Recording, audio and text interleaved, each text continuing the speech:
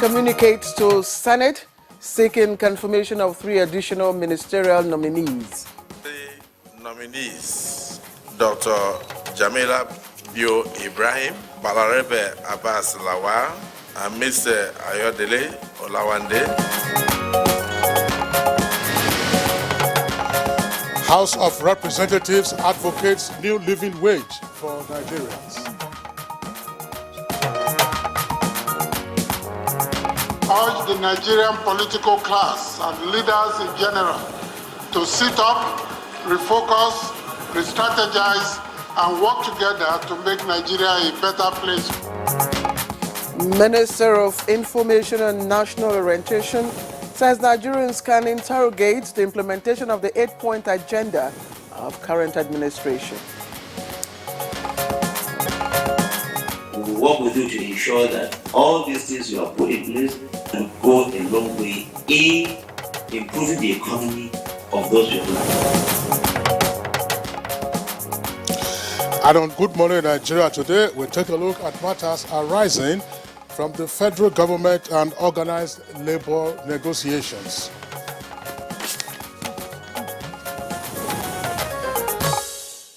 Right, so the Nigeria Labour Congress, the NLC, Trade Union Congress, TUC, all agreed to suspend for 30 days the planned nationwide indefinite strike, which was scheduled to have started yesterday, Tuesday, October the 2nd. Now, after a series of meetings between the government and organized labor, a memorandum of understanding was arrived at with a 15-point agreement between the parties. And of course, this followed the dispute arising from the withdrawal of subsidy on the price of premium motor spirit, otherwise known as petrol. And so, if you recall, the withdrawal of subsidy on petrol by the federal government and its resultant increase in the rise of commodities, the Nigerian Labour Congress and the Trade Union Congress issued a strike notice which elapsed on Tuesday and, of course, on Monday, I beg your pardon, and they were poised to start the strike on Tuesday. Well, consequently, a meeting was called by the federal government to avert the strike, and after a lot of discussions, the following agreements were reached between the parties. So, the federal government granted a wage award of 35,000 naira only to all federal government workers, beginning from the month of September and for a period of 6 months, by which time it is expected that a new national minimum wage would have been signed into law. Secondly, according to the MOU signed by the parties, a new minimum wage committee shall be inaugurated within 1 month from the date of the agreement. Also contained in the MOU is that the federal government will suspend the collection of value-added tax, that's VAT, on diesel for 6 months, beginning from October 2023.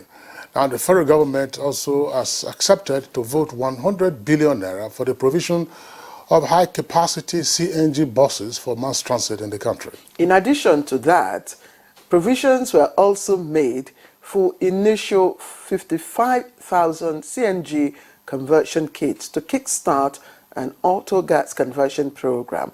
Now, while work is going on the state-of-the-art CNG stations nationwide. Now, the rollout is expected to commence by November with pilots across 10 campuses nationwide.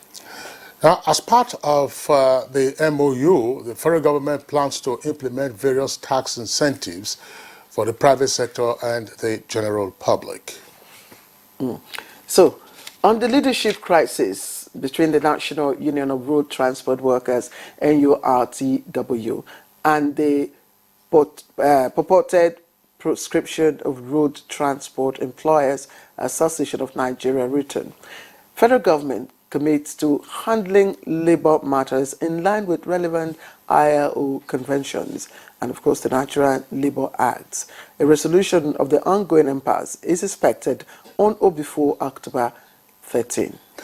All right, so as we said, there are a number of items on the MOU that was signed between the federal government and organized labor represented by the NLC and the TUC, and we shall be interrogating some of these issues and to see whether more ground could be yielded in the intervening period that we now have, which is 30 days, for some of the issues, of course, to take root. It's on that note we'd like to welcome you to this edition of Good Morning Nigeria. My name is Kingsley Osadolo. And of course, we're glad to have you join us.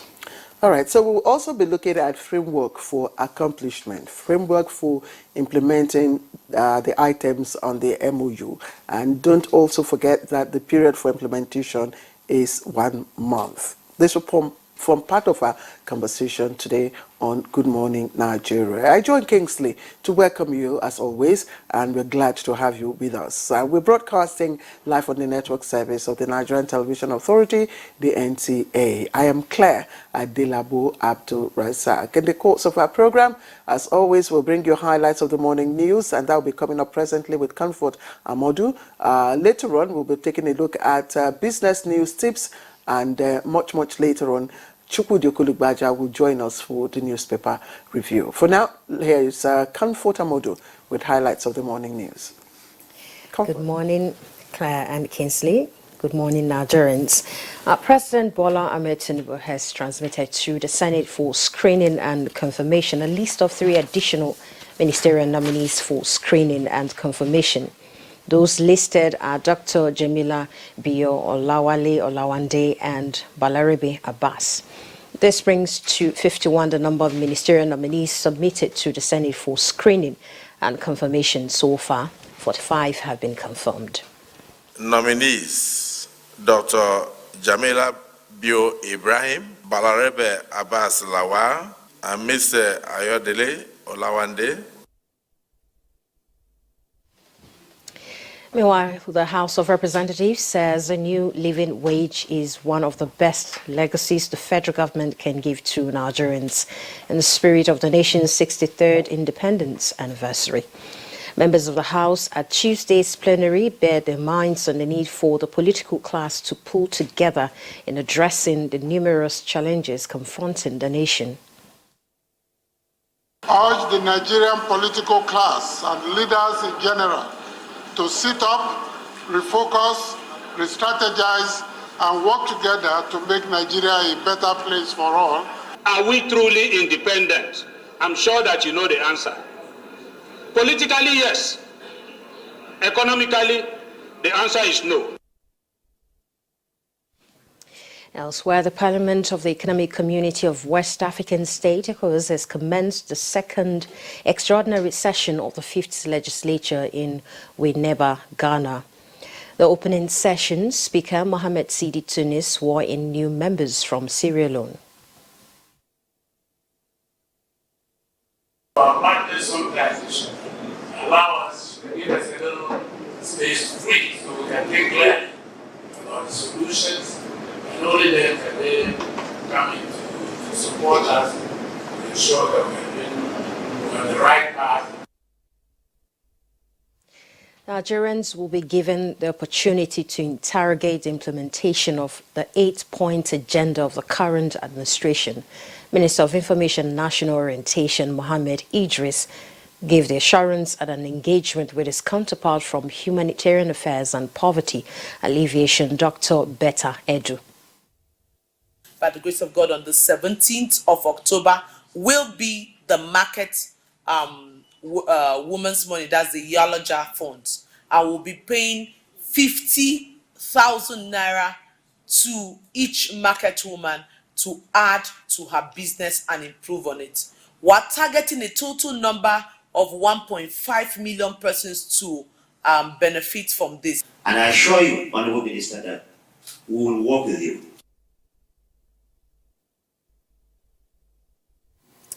And for effective delivery, Minister of Labour and Employment Simon Lalong says he's setting up a committee to look into challenges hindering the Nigerian Social Insurance Trust Fund from effectively providing the desired safety net to Nigerian workers and proffer solutions. The minister made this known during a visit to the trust fund. We had complaints about unfair administrative practices. As a way forward, I quickly set up a committee to handle all this, summarize them, and bring on to me. We plan to provide leadership in the area of social security and data generation, storage, sharing, and coordination for all social intervention programs of the administration. As the world marks the 2023 International Day of Older Persons, the Ministry of Humanitarian Affairs, National Senior Citizens Center, and other key actors in geriatric care at a round table insist that transformative mechanisms must be adopted to meet the needs of the elderly in Nigeria. They also analyze promises of the Universal Declaration of Human Rights for Older Persons. Special emphasis by our pitch deck and action plan will actually be providing for senior citizens who are affected by humanitarian crisis. That's the news for now. Good morning, Nigeria continues with Kinsley and Claire after this break. Good morning.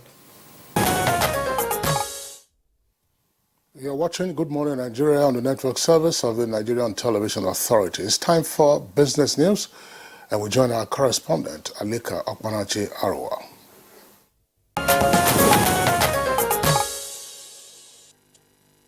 Banks' borrowings from the Central Bank of Nigeria, CBN, Standing Leading Facility, SLF, rose year-on-year by 79% to 269.6 billion naira as at the end of September 2023, from 150 billion naira as at September ending of 2022.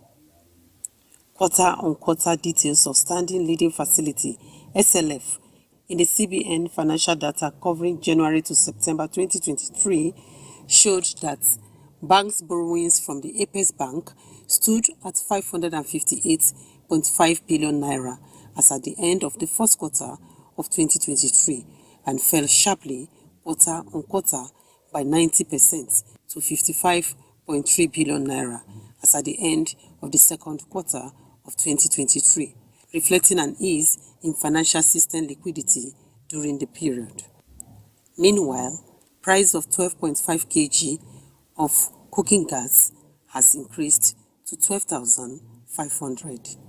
Market survey around Abuja metropolis revealed that gas retailers had jacked up prices of 12.5 kg of cooking gas from 10,000 to 12,500.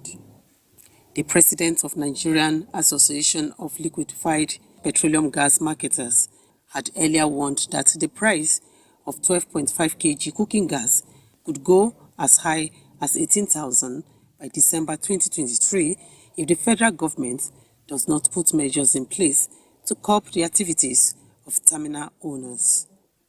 Gas retailers who still buy 20 metric tons of gas for 14 million naira at the depot blame the increase on the cost of transportation. Now let's take a look at Wednesday trading on the floor of the exchange.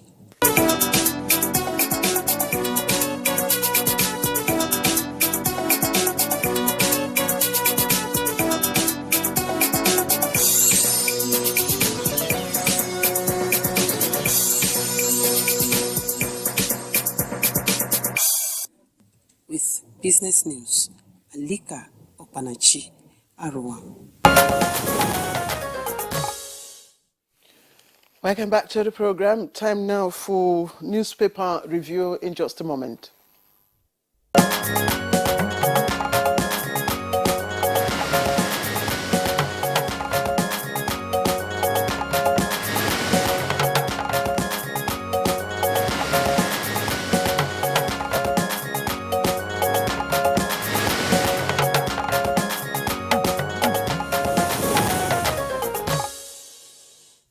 Newspaper reviewer Chukwudi Okole-Ogbaja is right here with us in the studios. Chukwudi, good morning and welcome. Yes, I am. How are you doing this morning? Very well, and you? Good to see you. I'm fine too. Right. Hello, Claire. How are you?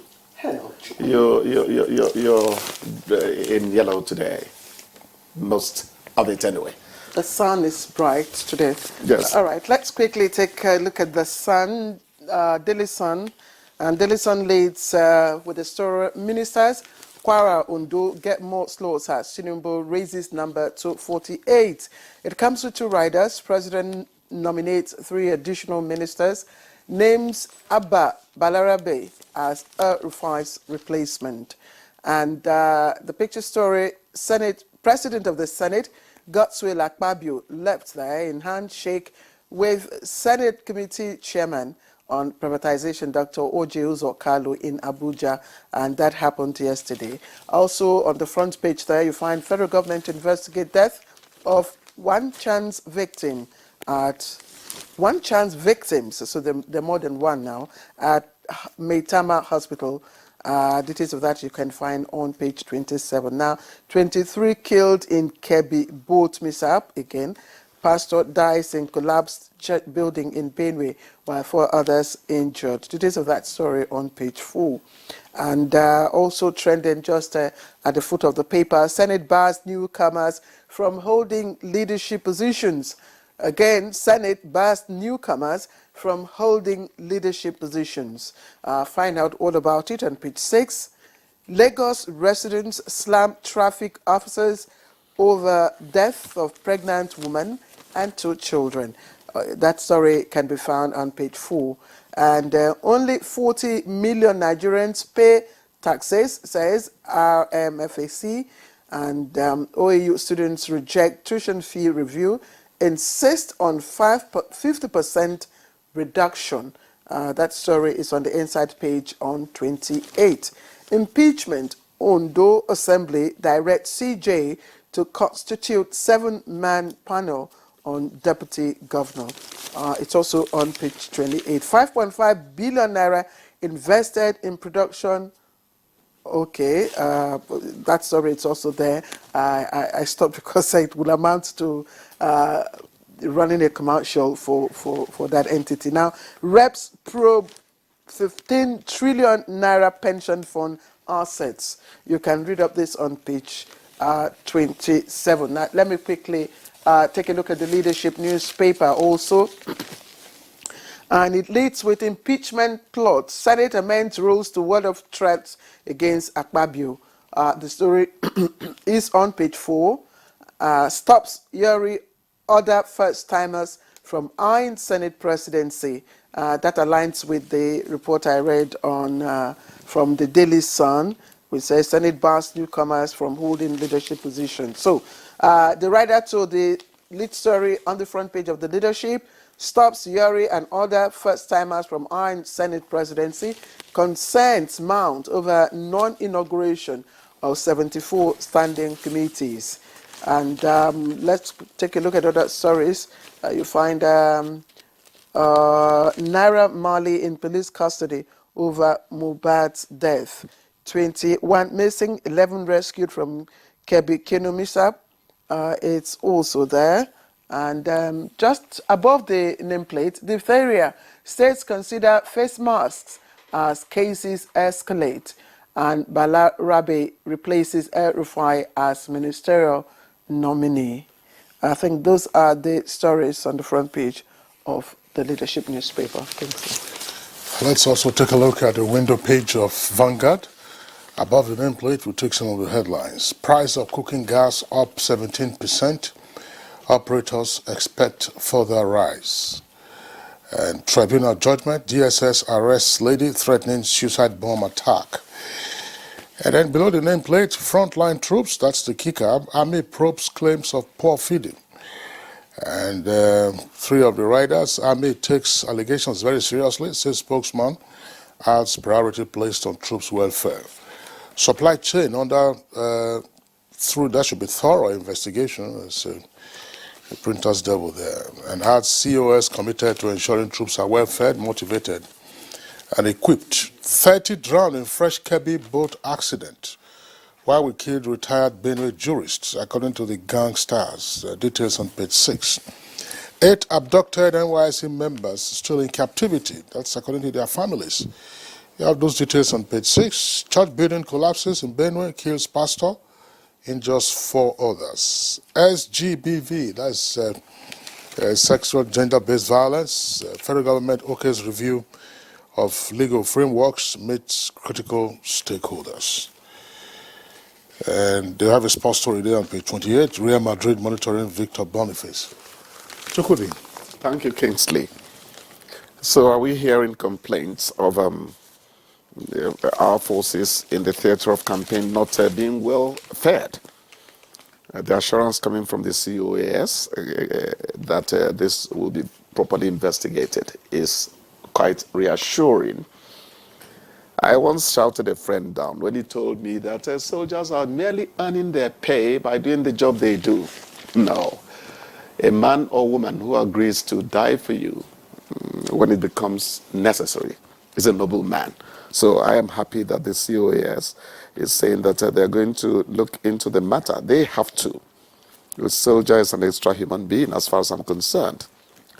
Now, the director of chief executive of the Plateau State Peacebuilding Agency, Elkanah Izam, is warning that attacks are happening in Plateau. I think he had particular reference to the one at Irigwe, that's in Irigwe Chiefdom in Basa local government area. He had that one particularly in mind.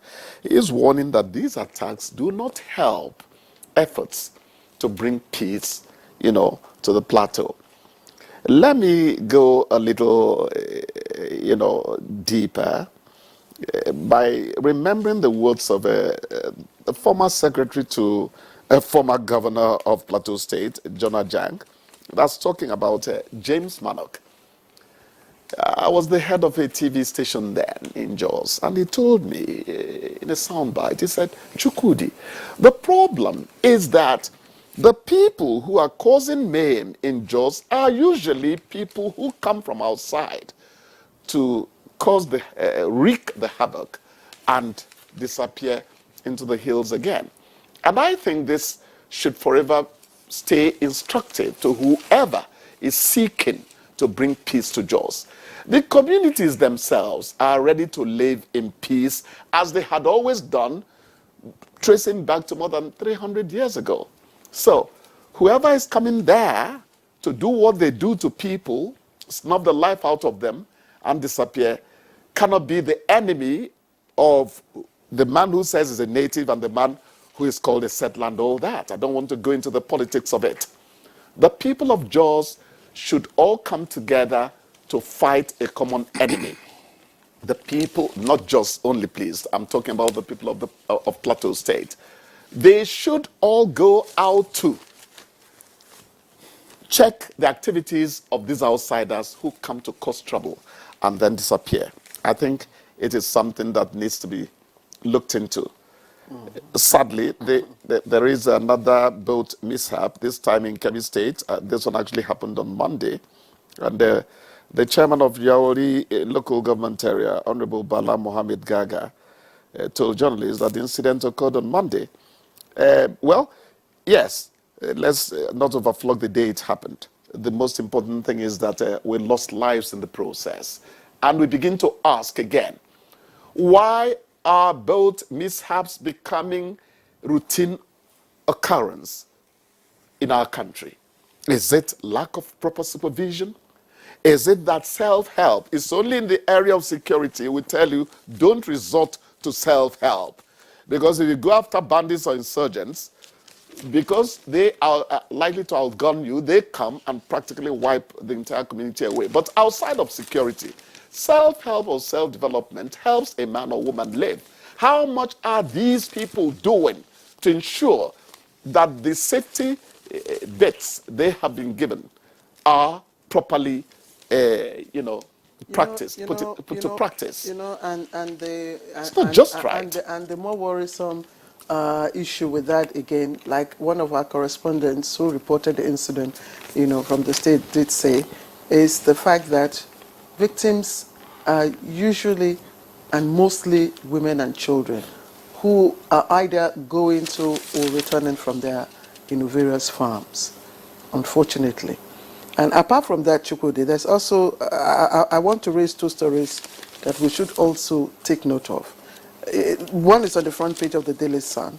It's about the need for federal government to start investigating, incidents of one chance syndrome, which is becoming rampant in parts of the city.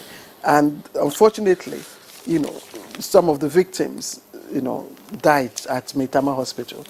But you see, it's not just a driver or one passenger now, committing the crime. You could have more than two people in a taxi, and you presume they're passengers. Meanwhile, they're not. That is part of the plot. Yes, so that's part of the plot. So that's another issue. And then the second one, just before Kingsley comes in, is just a few days ago, my driver raised an alarm about an alleged incident in the area where he lives. He said in the Karishi Orozo area, about disappearance of manhood, organ, and he was. You could feel, his fear. There's a story on the inside page of the Leadership. It said manhood disappearance. 14 suspects arraigned for false alarm in Abuja. And let me just read out the portion. The police chief said it took the intervention of the command to prevent loss of life and property and restore law and order arising from such false alarms. Now, Garba said 14 suspects who claimed that their male organs had disappeared were taken to the hospital where medical doctors confirmed that their manhood were intact and active. So, where are we getting all the stories from? Claire, before Kingsley comes in with his own, contribution, let me say that when my children, I happen to live on that axis, when my children told me about disappearing manhood, I said, Chukwudi, Ivani, look, you guys try to stay in your home. You see, I'm a conservative kind of person. Once I come here, do my work, run around, they call it runs now these days, man. You get into your house. I'm not given to staying out till 7:30. What are you doing outside? But that's not an excuse for people to engage in nefarious activities. How do you prove that a man's manhood has disappeared? You see, my father would say, what you can't prove, don't talk about at all in those days. I'm happy you're saying that doctors examined them and found out they still could be as turgid as they want to be. So who is behind this? What is happening? Who is causing a panic? Why is it that cheap things gain, traction in this country so easily? What kind of people are we? Anyway, I said I'm conservative, so maybe I should leave it at that. Well, the story is awful cyclical because it's been around for decades. You get to hear it, but it's money belt, so one is careful how much one would say. I told Shodi in Lagos in the 80s and 90s. You used to hear stories of this nature, and the stories often turned out to be bogus. So it's again, all kinds of things. Some persons just might be having some neurotic afflictions, assuming that something has happened to them. Neurotic affliction. That's a good one. Yes. The other story, I want to get away from all that issue. Well, Kingsley is a human concern. His morning program. I understand. For crying out loud. What I'm saying, the point is, how do you, the issue is the proof. So the more you delve into that, that's what I'm telling you. We used to hear these stories. Oshodi, everybody, if you are familiar with Lagos, Oshodi bus stop. It's not just a bus, it's a terminus.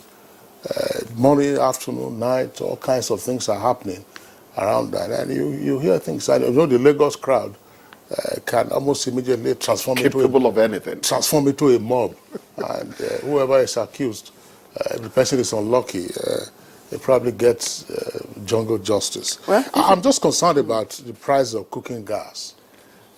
They say it's going to rise again by 17%. The price is now, I've not bought 12.5 kg lately. I got it 4 days ago.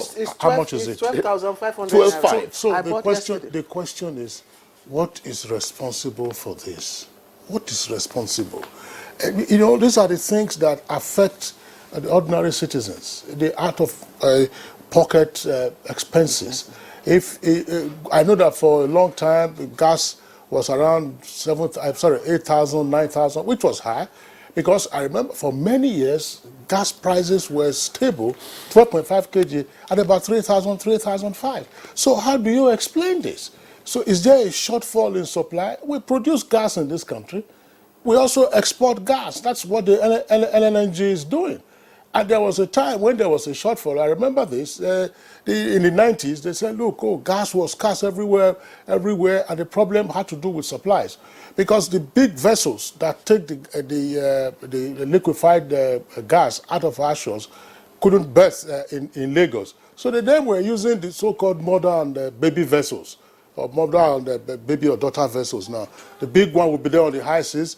The smaller vessels will go there just like a barge, take from it, and then they flooded the market. So what is responsible for this? We are saying there are environmental consequences. You also say, yeah, you want to increase the penetration of gas usage in the country. So people will not be felling trees and so on and so forth. So when you hear the price of gas, you say, what's your business? It's cleaner. But why is it that every time, is it because people are now using gas to also power their generators that the price has gone up? Let's even pray that we don't get to hear that flooding has affected the premises of very soon. Well, Chukwudi, what can we say? We can only keep expectations high, that the right things will be done. Chukwudi, thank you. Thank you so much. Yes, once again, and we hope to see you here tomorrow. All right. You're watching Good Morning Nigeria. Don't go away. Conversation will commence in just a moment. You're still watching Good Morning Nigeria. We are live on the network service of the Nigerian Television Authority. Now, before we begin our conversation, which is on the matters arising from the negotiations between the federal government and organized labor in dealing with the costs of living throughout the country, let's listen to this background by our correspondent, Joseph Ofsen. The rise in inflation and hardship that trailed removal of petrol subsidy was the bone of contention in the dispute between the organized labor and the federal government. Nigerian Labour Congress on the 31st of August 2023 issued a 21-day ultimatum within which government should come up with palliatives to address the effect. This was followed by a 2-day warning strike on the 5th and 6th of September, and after the expiration of the deadline, the organized labor made up of NLC and TUC declared an indefinite strike to commence Tuesday, 3rd of October. Representatives of government, both executives and National Assembly members, prevailed on the workers' unions to shelve their strike, return to negotiation table to avert the devastation that would follow the industrial action. After 2 days of intensive meetings between labor leaders and representatives of government, the so-called mother of all strikes was called off as parties reached a 15-point agreement. Based on this agreement, and the federal government is committing itself to ensuring that all the aspects of this agreement will be implemented. The workers at the state level will have organs in those places that use this as a benchmark to go towards the implementation. Major take-home are the federal government agreeing to pay a wage award of 35,000 naira to all federal government workers beginning from the month of September, pending a new national minimum wage. Inauguration of a minimum wage committee within 1 month from the date of the agreement, and suspension of value-added tax on diesel for 6 months beginning from October 2023.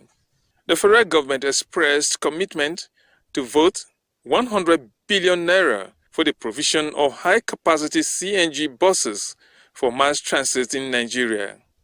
Initiate 55,000 CNG conversion kits to kickstart an auto-gas conversion program while work is ongoing on CNG stations nationwide to start functioning by November. Agreement was also reached to pay 25,000 naira per month for 3 months, starting from October 2023 to 15 million households, including vulnerable persons, and for the government to increase its initiative on subsidized distribution of fertilizers to farmers across the country. Other demands of the organized labor with regard to issues between its affiliates and some organs of government were referred to the Ministry of Labor and Employment, and the need to apply relevant ILO conventions and Nigerian Labour Act. The agreements are expected to be implemented within 30 days.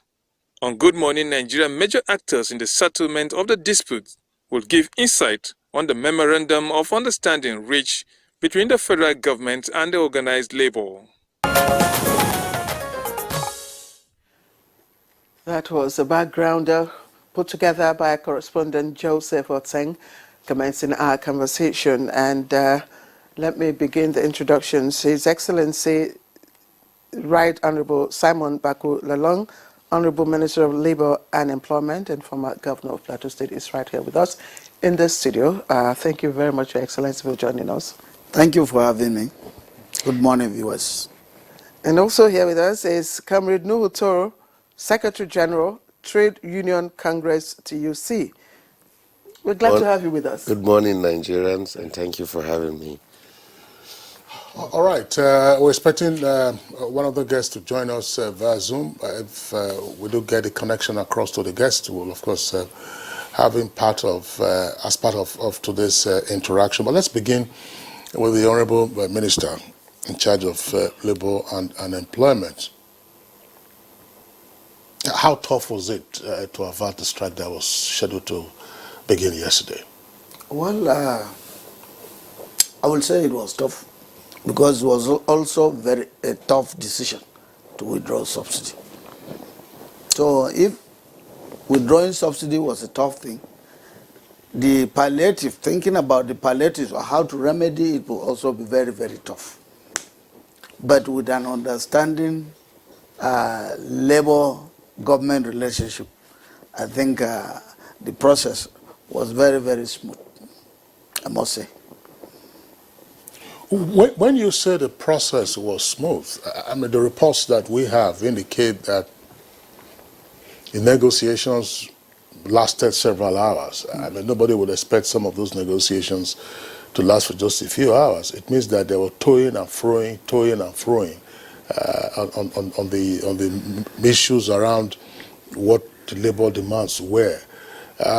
Was government pushed to the wall in yielding to those concessions, just as our correspondent highlighted in that background? Well, let me first commend the spirit of Mr. President. You will recall that the day he made the statement in his broadcast, he said subsidy is gone. Subsidy is gone. I saw a lot of courage. I was seated there. In fact, some of us were sweating. We were already sweating. And we said, Mr. President will just say subsidy is gone. How are we going to now start to remedy the hardship on Nigerians? But I know him very well. By the time he said that, he had also behind his mind that we are not going to find it easy. And eventually, when I was made the Minister for Labour, the very day I was sworn in, I looked at him, he said, yes, I know you can do it. I know you can do it. That word alone encouraged me. I didn't understand why he said, I know you can do it. I know you can do it. And the first thing I had was how do I engage the labor? But fortunately for me, I think as a governor, they were my friends. All of them were my friends. And I always reminded them that you gave me an award before I exited office as the most friendly or welfare, who did a lot of welfare to my workers, nicknamed Governor Alert. I said, don't disgrace me now. Now I'm with you. I feel like one of you. So what I did was, at the Ministry of Labour, was not to wait for them to come. I tried to engage them outside before they came in. And I think with that kind of, I will say, love and spirit, I think they were very open. And the government side was also very open. In the course of our discussions, we got to a stage where we remained very, very patriotic. We are looking at Nigeria. we are looking at the plight of Nigerians, including all of us, because everybody was going to feel this pain of subsidy withdrawal. And so at that stage, all of us were open and very, very sincere and honest in the agreement. And so it was very, very smooth. That's why I said it was smooth.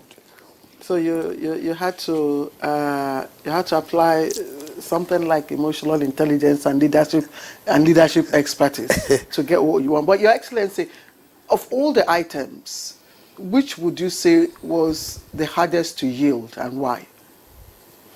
Well, I won't say that it was just single one, because like I said, it was difficult, because looking at it, we were all wondering what will make this strike, what will make avert this strike, because everybody, in fact, ordinary Nigerians, I'm sure, many of them were saying this strike must go on. This strike must go on, because we hear on radio the cost of firewood, ordinary firewood, the cost of this, the cost of that, and looking at labor. First, I must say, my friend is there. They first came to with the posture that we were all afraid.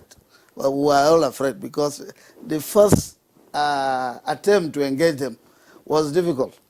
You engage, try to engage NLC, TUC was going the other side. You come back to TUC, NLC was going the other side. But at the end of the day, I think all of them came together. One of the item, like you mentioned, it was the issue of first looking at the ordinary person. In this kind of event, the first consideration will be, what will the common man, what will appease the common man to feel excited? And I must say that the idea of reaching to a level of 35,000 was not easy, wasn't easy. The issue of 35,000 was not easy. The transportation difficulties, that is the CNG buses, were also not easy. And I think one of the takeaways to the removal of the VAT on diesel. Okay, so you talked about the common man. Yes. Does the 35,000 naira address and the CNG buses, does it really address the common man? Because the amount was specific to Treasury paid federal workers.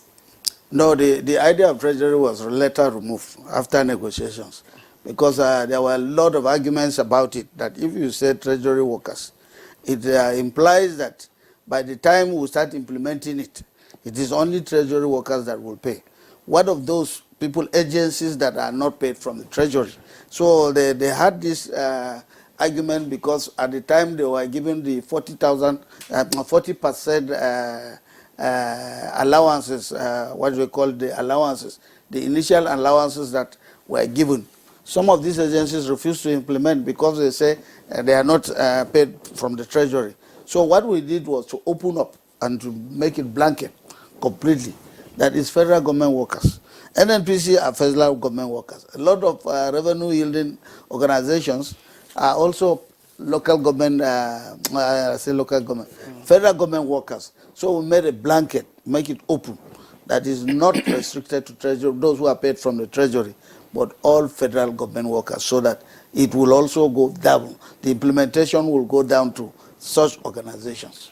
Yeah, we have the benefit of you having been a state governor, and always the question of federalism arises. Yes.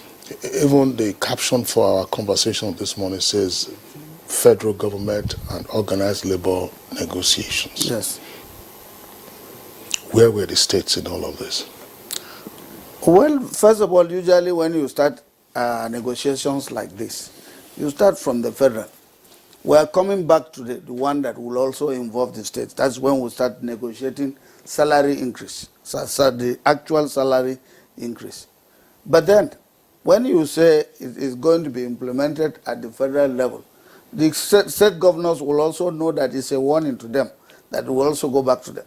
Because we are advising, like we did in our communique, that at the end of the day, we are also appealing to state governors to be prepared to also meet up with the 35%. Otherwise, their workers will start the agitation at that level. So yes, the purpose of the Ministry of Labour is negotiation. So quickly sending a warning notice that yes, this implementation is going to start at the federal, but you should know that the salary, everybody goes to the market. The federal civil servant goes to the same market with the state civil servant and the local government servant, public servant. So when there is this kind of increase, you remember the last time when 30,000, all of us knew, the governors, yes, we were part of the negotiation. That was salary increase. But in this thing, this one that we are doing, it is reflective of everywhere. Everybody knows that there is high cost of transportation, that the ordinary man is suffering. When I say suffering, the ordinary man starts from the local government, goes from the state down to the federal. So we put part of it that we are urging the states to also gear up and implement same with what we are doing at the federal level. All right, sir. Let me also ask, what was the parameter for arriving at the initial 25,000 naira and later, after the negotiations, at 35,000 naira? Well, Labour had their demands first. Labour had their demands. And part of their demands was that itemizing many of those things that were going to be serious, were going to spring up spirit hardship on the ordinary man as a result of the withdrawal of subsidy. Government was also aware that withdrawal of subsidy, it was stated by Mr. President several times that we are going to feel the pains, but please bear the pains for a while. And while this is going on, so many things are going to be done because it is not going to be forever. At a time, there are other measures like provision of buses. There are other measures that will make the pains go down. It's like a woman in labor. When there is pain for 9 months, she will start to feel the pains. But the day the child is delivered, she will be smiling when the child is crying, and this one, she will take the joy. I think that is the attitude I see in Nigerians. For me, as a member of the Federal Executive Council, and also looking at the attitude of Mr. President in respect to this, I see hope for Nigerians. But that hope will not come immediately. We must bear some of these pains. So we look at all these considerations. The 35,000 is not only that's not the only thing that palliative that is going to come. So many other palliatives are going to come within the first 6 months before we get even to consideration of the new salary increase. So these were various palliatives that we considered, and then looking at it initially, we made a proposal, the government side. When I say government side, you know, I'm both the government side and conciliator. Because by the time I got there, I was in a tight position because the chief conciliator general of the country and also participating on the government side. Sometimes I swear with the government, federal government, and most of the time too, my comrades is here, I went with them. And so my colleagues were saying, you are the Minister for Labour, but it appears you are arguing along with the Labour. I said, don't forget, I'm also conciliator. I'm supposed to be in between. I have to be in between to arrive at a just decision. So we initiated the 25,000. We look at calculations. They were looking at what the savings from subsidy. But you know the savings from subsidy, which we explained, about 2 or 3 months of the savings were not already indebted. Where the country was already indebted. It was not something that was saved. But now we're going to be saving. And from that, you see a lot of calculations were coming, a lot of mathematics or arithmetic, in some cases, Labour were bringing to arrive at whether it was 25 or 35. But we proposed 25,000, and we thought that was also good. But arguments here and there took us to 35. They were insisting on 40 or 50. We came back to 45 or to 35, and were very reasonable. Based on proceeds from the derived from the subsidy. You are not talking about proceeds derived from subsidy alone. There are so many. The money will not be only for payment of salaries. There is also infrastructure and other things. I was just wondering, before we bring in Comrade Nuhu Toro, because at the end of the day, implementation is critical. And when awards are given, sometimes many will argue that it's as a result of pressure, immediate pressure, and then the flavor of the moment. And I'm asking the question advisedly, Honorable Minister. Yesterday on Good Morning Nigeria, while we were reviewing the papers, one of the front pages for the Punch or making a rough estimate as to what it will cost the government. I think somewhere around 35, I'm not quite sure, but over 100 billion naira. And you know very well, Your Excellency, that as you have reached this agreement to award 35,000 naira for 6 months, that is on the face of it. One often tough matter that arises has to do with so-called relativity. Relativity. Because now there's no level 1 in the federal service, nominally. So it begins from level 2. So if a level 2 gets that 35,000, with that level 2 now earn more than a level 3, and on and on and on and on. So the argument will come from within the service to say, under our rules, this cannot happen. And therefore, you further enlarge, if you concede to that argument, further enlarge the cost of doing this. Was this a consideration in the cost of this negotiation? Well, not at all. It wasn't a consideration. You know, it was a flat rate. The 35,000 was a flat rate because we didn't want to be considering that. And what we are doing now is a stopgap before the salary increase. And you understand that even in the communique, it was stated that the committee on the wage increase, salary increase will start immediately. And we are hoping that immediately the committee is set up will go into action. And part of it too is that we don't intend to take too long to start implementing the new salary increase. And so even if they say 6 months, because the phrase did not say 6 months, he said before the increase in salaries. So we are also very hopeful that we don't want to take delay. That phrase was also to ginger government to be sure that the longer the process, the more the trouble for us in government. The second aspect that I see too in the implementation, maybe I've not been in civil service, but I would say that perhaps this is the first time that an agreement like this is being used, and even there is directive that it must be filed in a court. We all agree that let it be filed in a court. Don't forget, some of us are lawyers. To even say that go and file an agreement means that this agreement is already binding, very binding on government.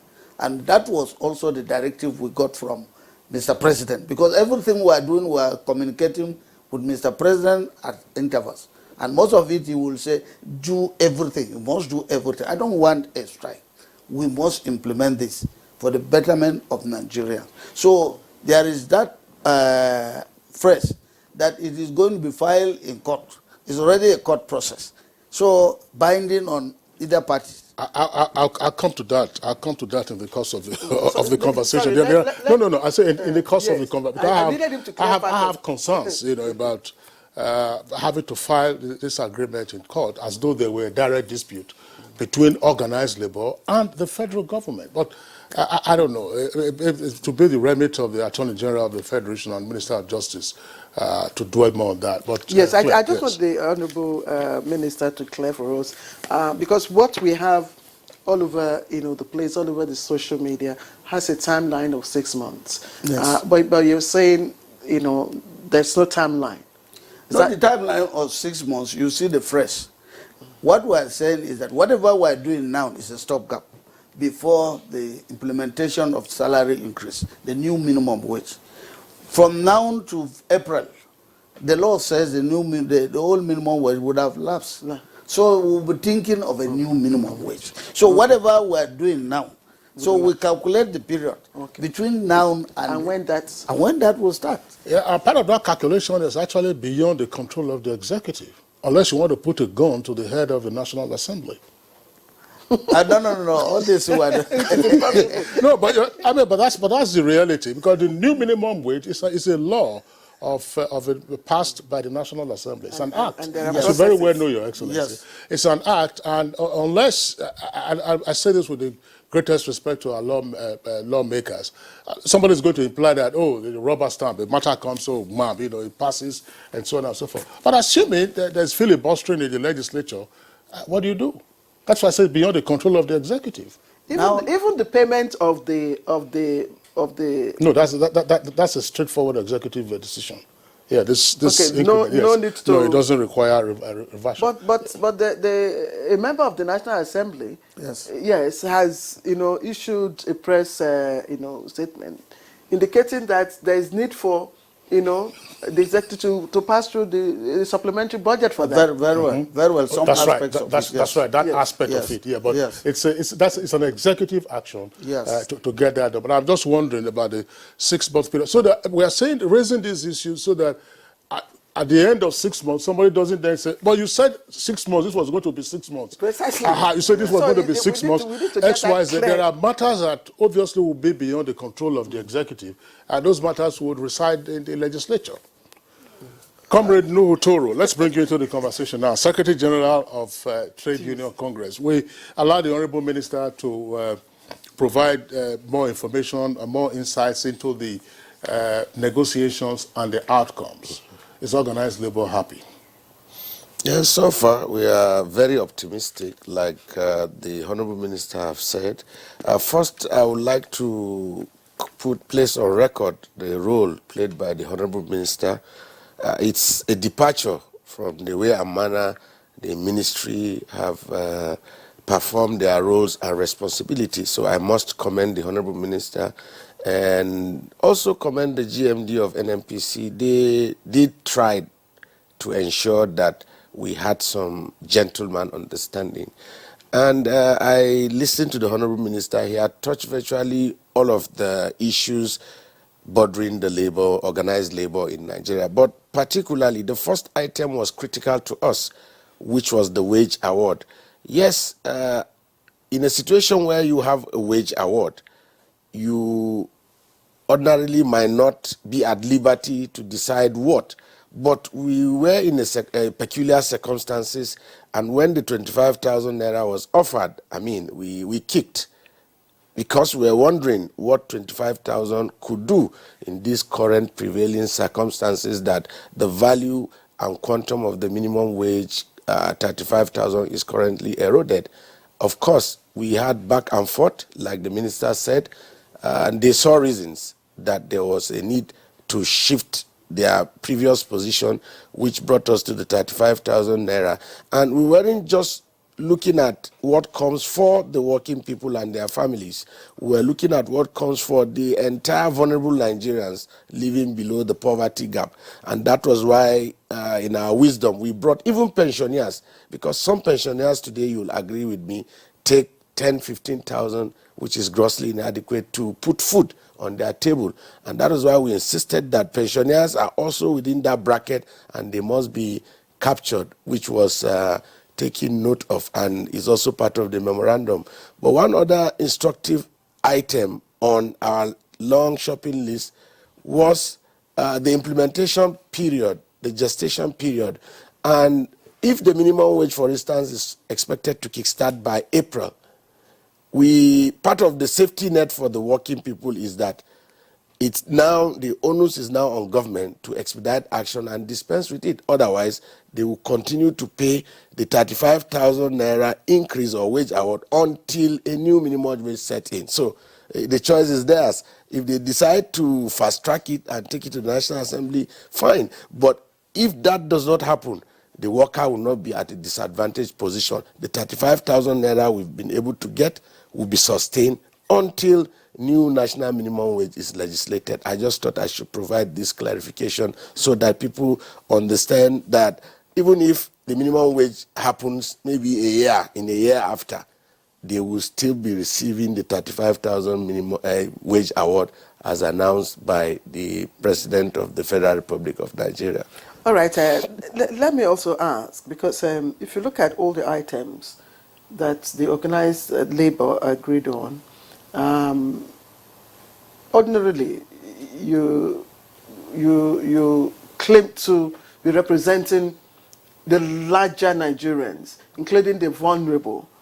Now, the subsidy removal, the impact of the subsidy removal has a spillover. It falls on transportation. It falls on power, lighting up your homes, your shops, your markets, your stalls, powering your generator. It falls on prices of food items in the market.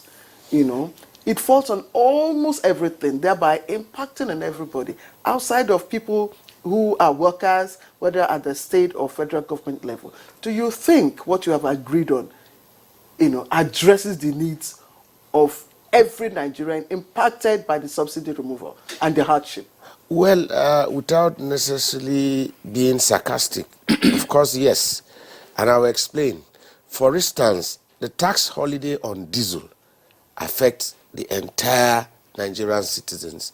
And the wisdom behind that was... Why not kerosene, for instance? Okay, I will explain. The wisdom behind that is the fact that if you, for instance, bring agricultural produce, food from the market, you need to transport them from one point to the other.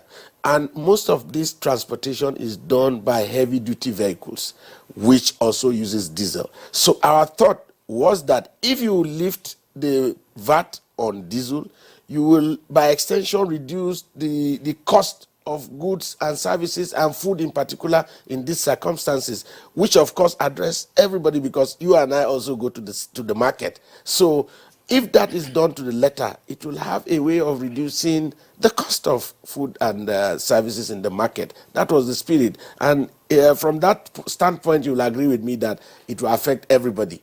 That was why we insisted that there should be some tax holiday on diesel so that Nigerians can, have some relief, if not entirely being relieved. And again, we also looked at transportation. Every Nigerian should be entitled to these CNG buses by the time they are available. But of course, we did also put a timeline that they should come, because we are looking at the entirety of what comes into the worker. Don't forget, you will not also look at the worker as an individual. The worker, according to global best practices in computation of his wage, there are a lot of variables that are brought to bear. A worker, his wife, and maybe perhaps some 4 kids. So when you put that together and you multiply by the worker, you are talking about around 6 in 1. So all of these variables come to bear in negotiations, and we don't look at him as just an individual. By the time the cost of food goes down, certainly it will have some effect on what comes into the pocket of the worker. And we also said the government should consciously provide fertilizer at very reasonable price.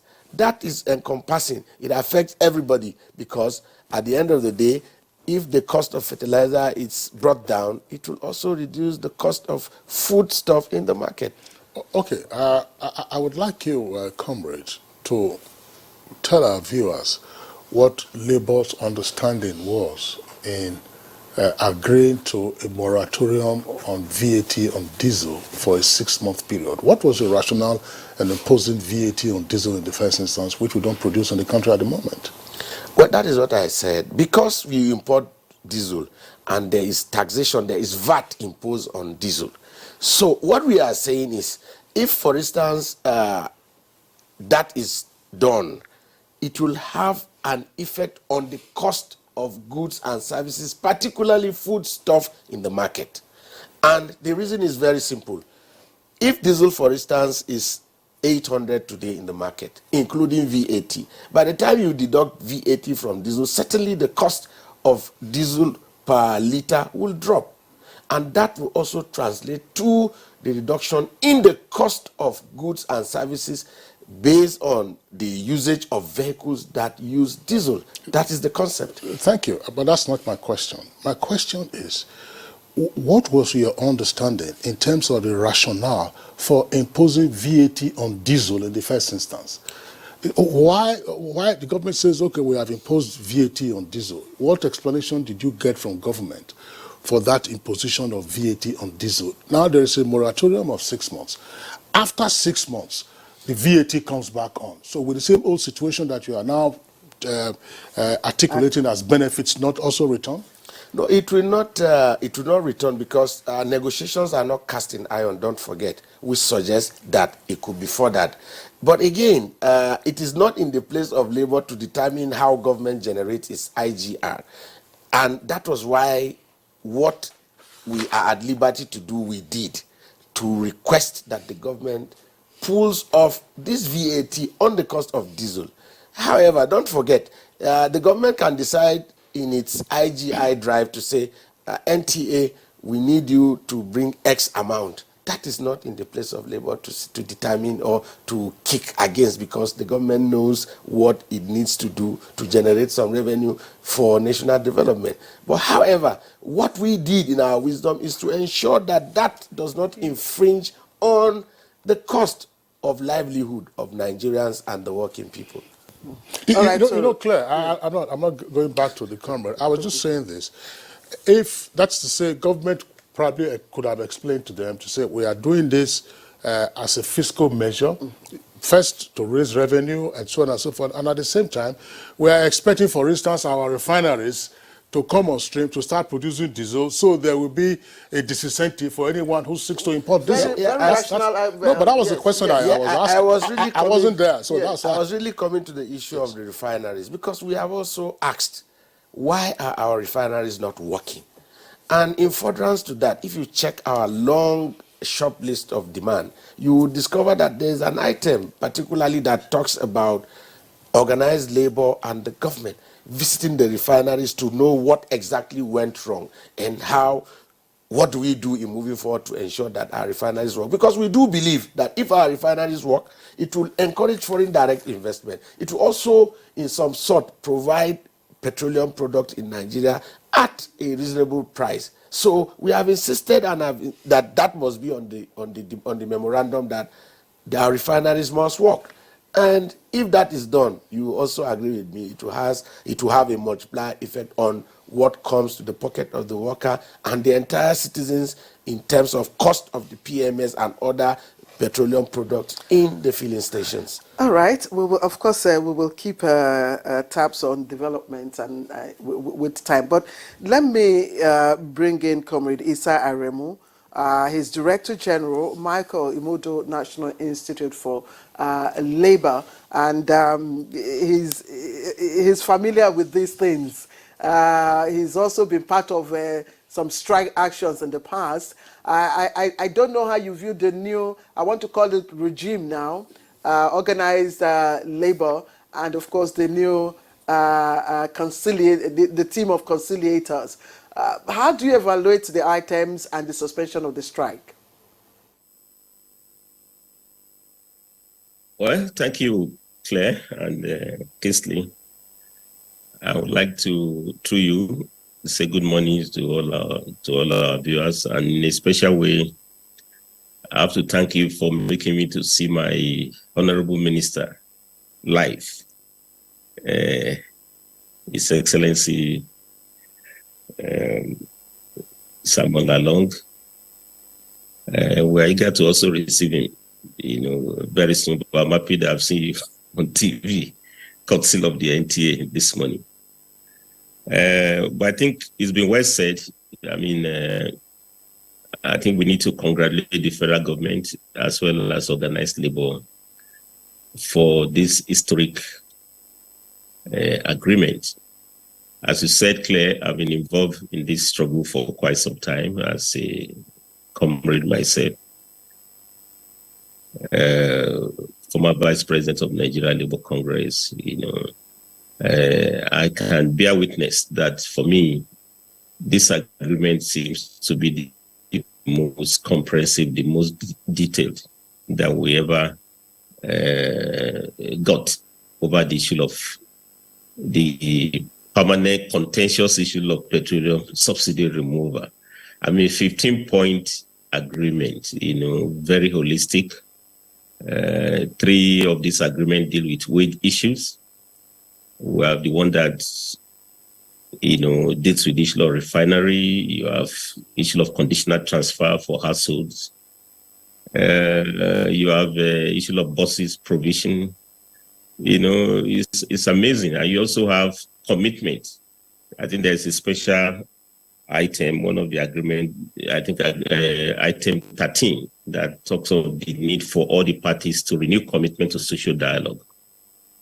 For me, this agreement is very historic, and I would like to congratulate the Honorable Minister, and through him to convey my appreciation to the Minister of State, because it takes a lot of tact, a lot of commitment for us to resolve these issues. And I think the point has been made through this negotiation that, yes, negotiation, collective bargaining could be very torturous. I mean, I know nights of discussion, days of discussions, but at the end of the day, it's far more rewarding than work stoppages, whether strikes or lockout of workers on the part of the government. And I think this agreement, shows that the workplace democracy is working in Nigeria, industrial democracy. We have freedom of association, unions are organized. They freely convey the interests of the workers, and government is also engaging with them in line with the International Labour Organization best practices standards. So I can say that I'm quite excited. I think we've been discussing it, as they say, devil is in the details, even though I know godliness is also deals with details, not just devil. We can now see, we have to look at how we can get these, agreed items out to be implemented. I'm also excited, and through Comrenew, I would like to salute the leadership of the TUC, of NSC too, that we maintain our solidarity, unity of the movement, because at a point, there was seemingly strains between the two centers, but I think at the end of the day, the two centers quite united so that we can have this resolution of the discussion. So all I want to say as the first opening is that I think it's remarkable that we've gotten this agreement through. 3 of the items deal with wage issues, which shows that at the end of the day, the real critical problem driving the crisis in the world of work is poor remuneration, what we call crisis of compensation. And I hope we use this agreement to make sure that aggressively we move from issue of minimum wage to living wage for the working men and women. President Bola Ahmed Tinubu, who has announced a port agenda, very remarkable. But for this agenda to be realized, I think we need well-motivated, well-paid workforce. In fact, that's the only way we can have the workers to be productive, to be disciplined. And I'm happy Honorable Minister of Labour is also committed to this. I know his record. We used to call him Comrade Governor Alert when he was governor in Plateau. He was the one who cleared the backlog of areas of workers' pay, gratuity. I think we need to aggressively cover the lost ground. I'm also happy President Bola Ahmed Tinubu is also committed to living wage issues. So now it's now for us to walk the talk. And I'm happy we have now agreed within a month, the new presidential committee on minimum wage will be constituted, even though the minimum wage cycle, is supposed to start from next year, but it's better we start now because that is far more all-encompassing. Employers association have to come on board, state government have to come on board. We have to look at all the numbers, but the earlier the better. And in the light of inflation, devaluation of Naira, I think we have a lot of work to do because I could recollect in 2010 when we had 18,000 minimum wage. We were looking at the SC rate, looking at all the numbers, inflation. We settled for $100, more or less. I think we are looking at minimum wage in Malaysia, in China, in India. But even with the new agreed 35,000 now, assuming you had the existing 30,000, that's 65,000, that's just about $60. So a lot has to be done before we can restore the real wage of the working people. But of course, this has to be done with ability to pay, because it's also important we have wages that will not make employers in private sector to lay off workers. Has to also be appropriate in a way that is sustainable. So, but I want to say in summary that I would like to once again congratulate organized labor, federal government for this, for resolving this without a strike and without the normal threat of lockout, no work, no pay by the government. And I think this spirit should guide of the subsequent engagement with labor. And our institutes are valuable to promote more education along this line of the need for collective bargaining, for social dialogue on all the parties. Thank you. Comrade Isaremo, thank you very much. I'm happy you touched on a very significant point, which has to do with the, if you like, the ecosystem under which these negotiations are taking place. Well, yes, you have the wage awards, you have all the agreements that have been reached, and interestingly, the Honorable Minister was talking of the examples of the ordinary person. Cost of firewood has gone up, cost of gas has gone up.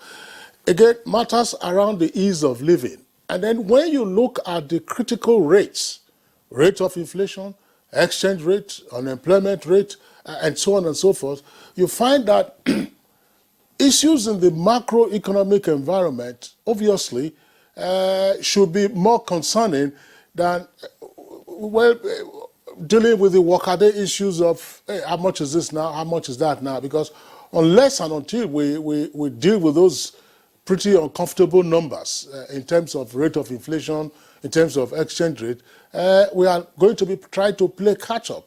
Is this of concern to you, say, as a labor negotiator? Well, I think it must be of concern to all the parties. But what I also say about this agreement is that, as I said before, it's quite holistic. There is also an item that deals with conditional transfer for households. I'm not sure what the figure is. I think 25,000. And this shows that beyond the interests of organized labor, we've also talked of those who are in the informal sector.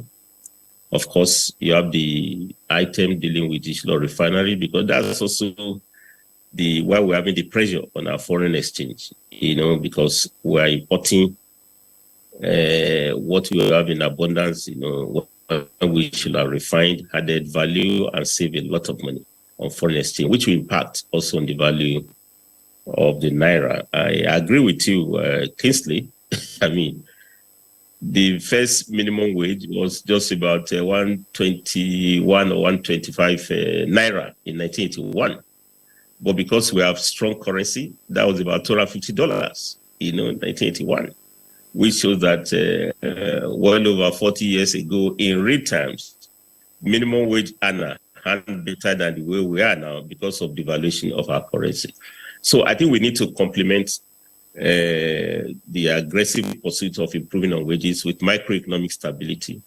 And I know the Independence Day speech of the president, President Buhari also said he has charged the central bank that our monetary policy now should serve all Nigerians, which means our over the years, CBN will be targeting inflation, in which you increase the interest rates.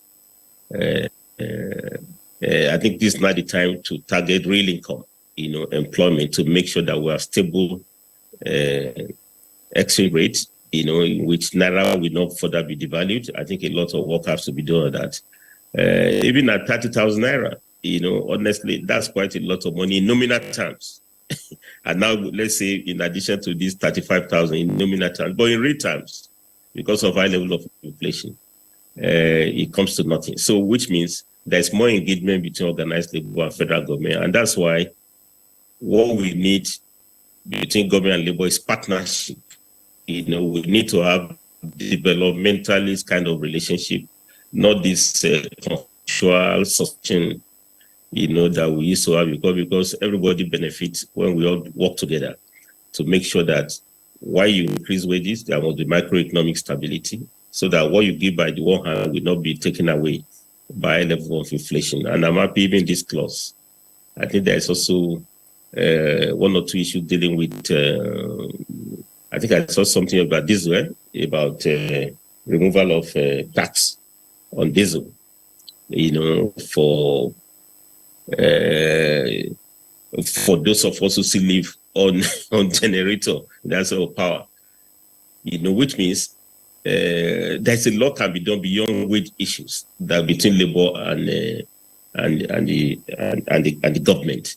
The bottom line is that we have to restore Nigeria back to production, to productivity, and at the root of it is labor. Labor creates wealth if it's well motivated. Thank you. Thank you. When we come back from a short break presently, I would like to direct my question to the Honourable Minister, and that question will be based on the 100 billion naira for the provision of the CNG-powered buses for mass transit. You're watching Good Morning Nigeria. Let's go on a short break. We'll be right back. All right, welcome back to the program, and you're watching Good Morning Nigeria live on the network service of the NTA. Just before we went for the short break, I said I was going to ask my question as the Honourable Minister, a question on the provision of the CNG buses for mass transit. Honourable Minister, we hear of the money. We do not know, for instance, the number of buses, distribution of the buses, whether the buses would actually serve the purpose. I don't know if I'm jumping the gun here. Well, you are right. Well, the arrangement initially was for about 500 billion. Well, in the first instance, the federal government is now making available 100 billion, which will provide, I think, specifically 20 seaters, because the arrangement was for 20-seater buses before we go into, because proposals were made and several proposals were made, but this one specifically was for about 20-seater buses, which will be provided. And I remember that our first priorities were, first of all, addressing the issue of students. So some of these buses were made available to institutions, federal institutions, and then because it's going to be done in phases. And while we're doing this, we're also talking about provision of kits for the conversion. The issue of conversions, we are very much aware that even if we go on conversion, very selective states that have provisions, have facilities for such conversion, such vehicles. So, for instance, if you take 36 states, only about 6 or 7 states will have facilities for the use of those vehicles. So we're very conscious of that.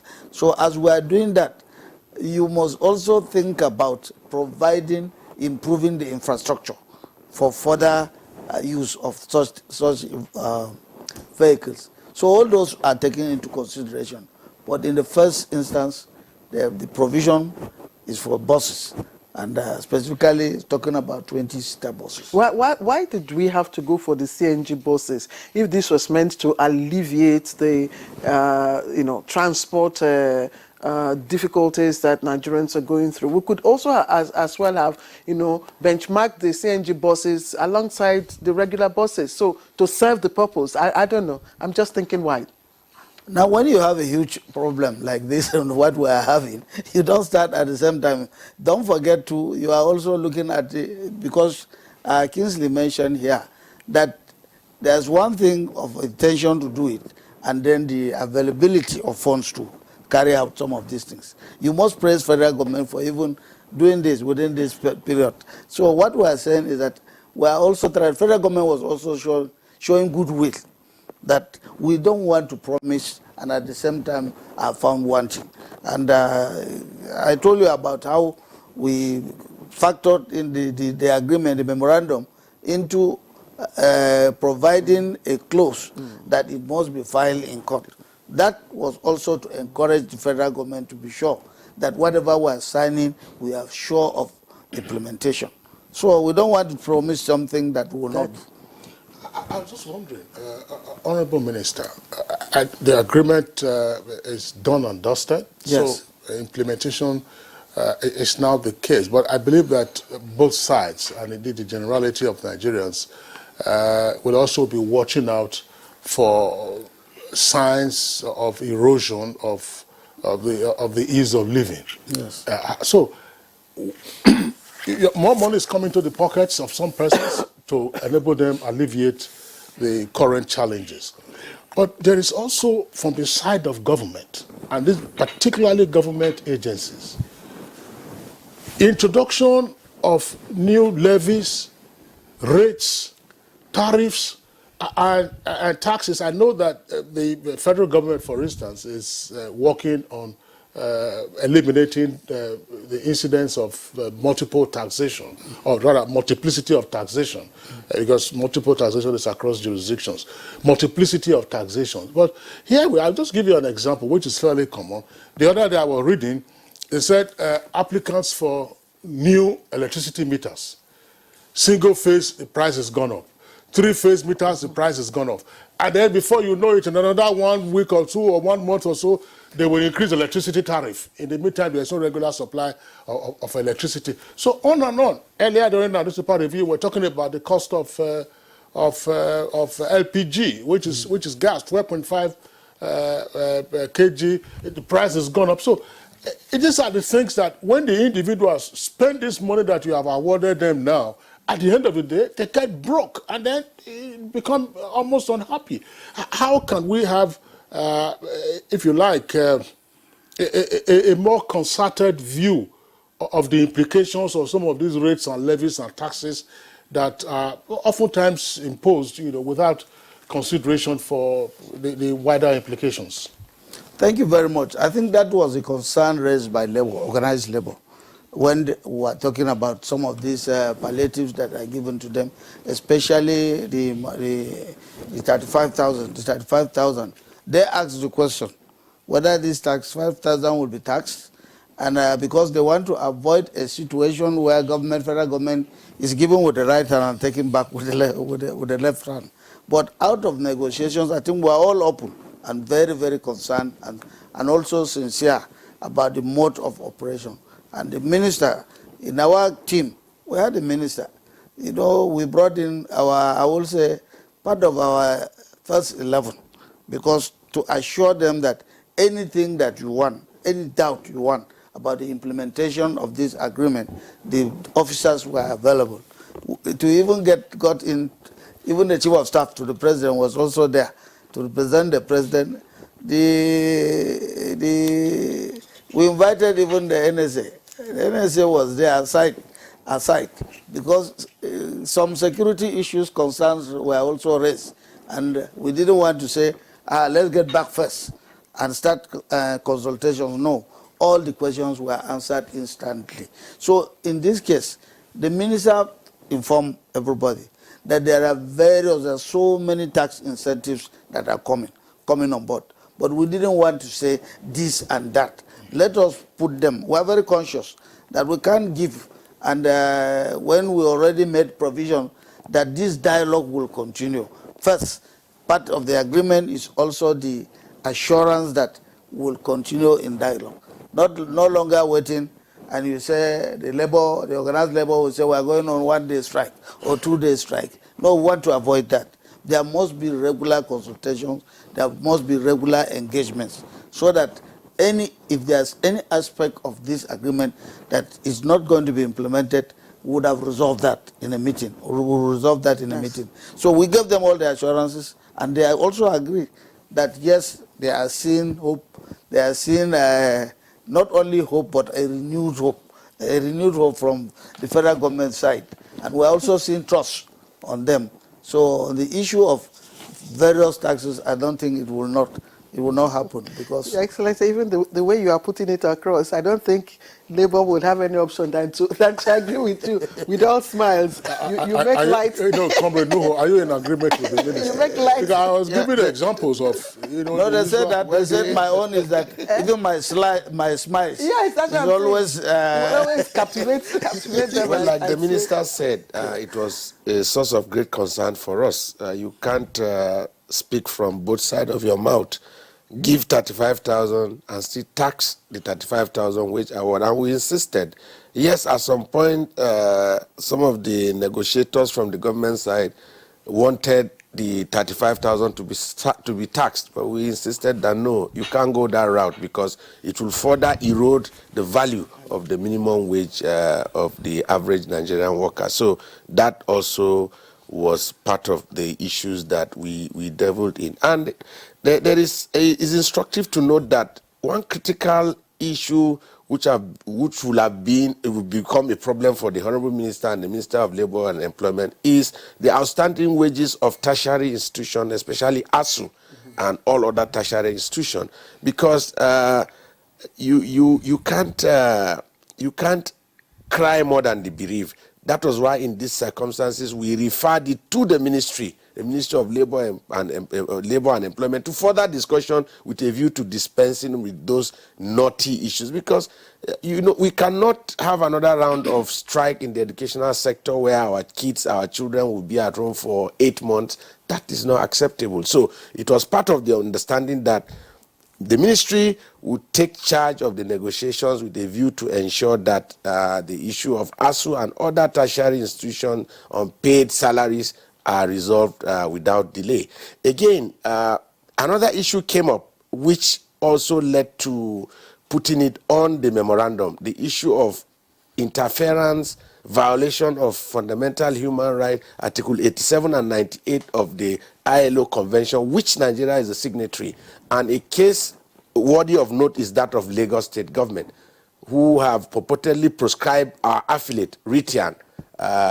It's a case of forceful takeover of the properties and the office with the help of Rapid Response Squad of the Nigerian Police in Lagos State. We brought it to the fore, and I'm also happy to inform that the National Security Advisor is on top of it. Yesterday we had a meeting with the security chiefs with a view to ensure that the Lagos State government pulls out. The state governments, according to the Nigerian law, have no business in interfering in items enlisted on the exclusive legislative list, and Labour is one of those items. So we told the governor of Lagos State that clearly he has no business in interfering in our affiliate. That is also something that could also provide another source of engagement with the ministry, and I'm happy to note that the Honourable Minister is doing everything possible. He had convene meetings to try to dispense with those issues of NURTW and Retian. We'll try and speed up our questions and please our response, because we're racing for time now, and there's so many issues to ask. But the Honourable Minister said something earlier on about meeting some of the items agreed upon, or not meeting some of the items not agreed upon. He said there's an understanding that if the case arises where any of the agreed points, is they finding it difficult to implement, that organized private, sector, or organized labor. Yeah, labor. There will be an understanding. It's CUC and NLC on agreement with that. You see, there have been deficit trust between the labor movement and the government in the past. That is why we insisted that this time around there must be a caveat in the memorandum to notarize the understanding in court so that we can hold government accountable.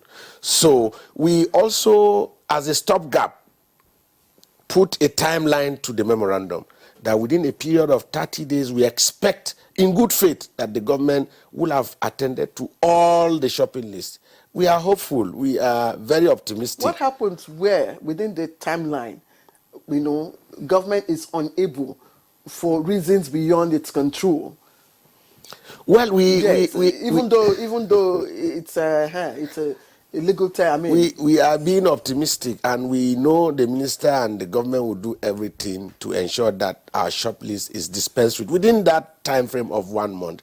Otherwise, if that doesn't happen, of course, you know, as the Secretary General or the President of a trade union center, you don't have the monopoly of deciding the next line of action, which means we'll revert to our organ, the National Executive Council, for directive on the next line of action. Okay. I was just wondering, because this matter came up earlier on in the conversation, the federal government, qua federal government, they didn't have a labor dispute, as it were, with the organized labor.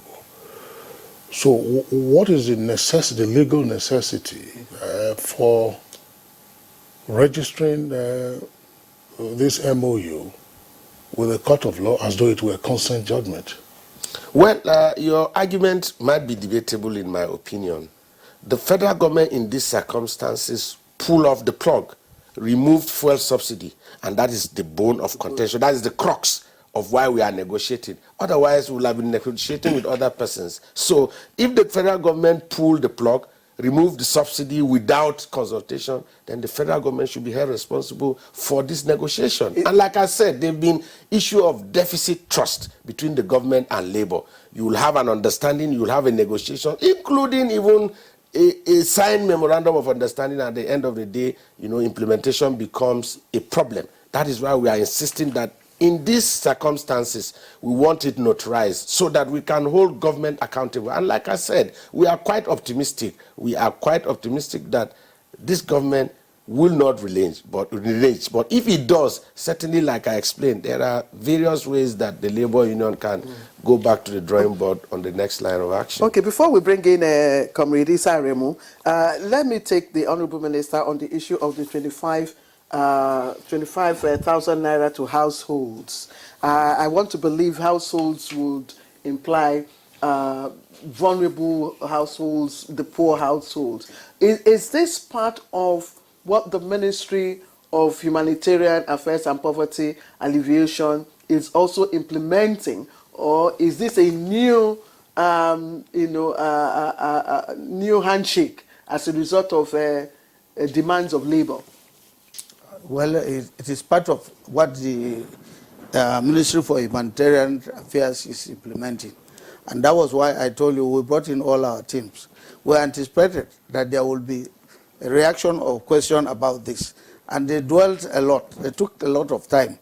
I think the organized labor are very hot on this aspect. And I must also commend the Honorable Minister of Humanitarian Affairs. She was also at her best in explaining why they are doing it, because there were questions about the doubt, about the social register, about the implementation, even the figures and everything. And she explained to them quite frankly that this is an agreement that was already signed before we came into office. The agreement was already signed by the World Bank and then with terms. And those, you must abide by those terms. But verification is being done now to ascertain the correct number. It may be more, it may be less. So they wanted a phrase that will capture also pensioners into the scheme. And she said, yes, there is a clause for expansion. And if there's a clause for expansion, they are hoping that by the time they do the verification, the number will reduce and then will accommodate the expansion that they are talking about to include even pensioners. And so, also the definition, because viewers will also want to know when you talk about poor, the poorest of the poor, they will say, who is the poorest of the poor? And she identified and itemized some of the variables that constitute what makes somebody a poor man. Access to some of the finances, access to capital, and then the use of social amenities and all those ones. Not necessarily saying that when you are poor, you don't have money in your pocket. You may have money in your pocket and you are poor because you can't access some of these facilities. So the variables are many. So all those things were explained to them, and to some of them they said they are also hearing it for the first time. So you can see the advantage of that engagement. A lot of us were enlightened because some of the things that came from the organized labor too enlightened us. And many of the things we said to them also were a lot of enlightenment. What's new with this? Because I also know the previous administration was also making some form of payment to, the poorest of the poor. In fact, I think it was 20,000 naira. So what's new in this instance? Well, I think there were doubts. There were doubts about the implementations. And when Labour came, they came with a protest at that time when this administration came on board. Even you recall that even the governors at the point said, no, they don't believe in that register. They don't believe in that register. So that is why there is now proper scrutiny and verification on the authenticity of this register. Well, so many things were said about what was happening, implementation. People came and said, yes, in some places, people will just carry huge number to a point, excuse me. And then what they do is that they say, okay, this money is meant for you. They'll collect the money and then give stipends to those people and pocket some of them. We don't want this kind of evidence of corruption, because this thing is something that is worked out between us and them, and also providing opportunities for the organized labor to also monitor, to participate in the exercise. Because at the point they say no, they don't want to participate in the exercise until all the details will say no. These are things that are already signed. So what you do is for federal government to allow you to also participate, so that there will be transparency. All right, thank you very much, Honorable Minister. Comrade Desaremo, very quickly, because we're out of time now. President Bola Ahmed Tinubu says, look, these are tough decisions that his government has had to take, but the tough times will not last, and after the tough times, the good times will roll in. How do you get the citizens to appreciate this, to say that these are temporary issues that we're all having to cope with?